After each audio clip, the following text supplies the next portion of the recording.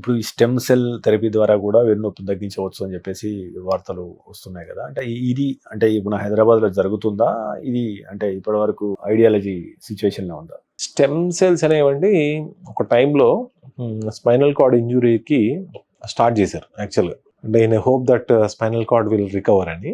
But ICMR has given strict guide lines that this process should not be done as treatment.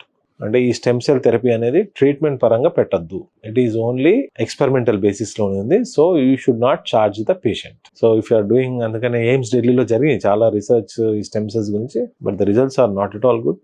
అంటే it is not possible for spinal cord injury అయితే అది recover అవడం అనేది.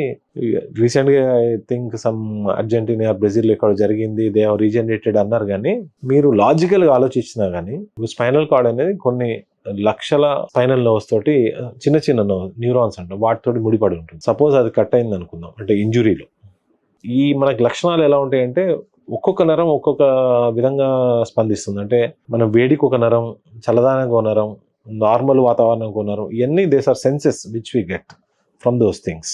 ఆ నరాల నుంచి బొత్తిడికి ఒక నరం, షార్ప్ పెయిన్, డల్ పెయిన్, రకరకాలుగా ఉంటాయి. దీని గురించి ఇప్పుడు మనం సపోజ్ స్టెమ్ సెల్స్ ఇంజెక్ట్ చేసినా కానీ ఇవన్నీ వెళ్ళి కరెక్ట్ గా ఎట్లా అతుక్కుంటాయి? They may grow, but neural tissue అనేది రీగ్రోత్ అనేది ఉండదు. సో స్టెమ్ సెల్స్ చేశారు.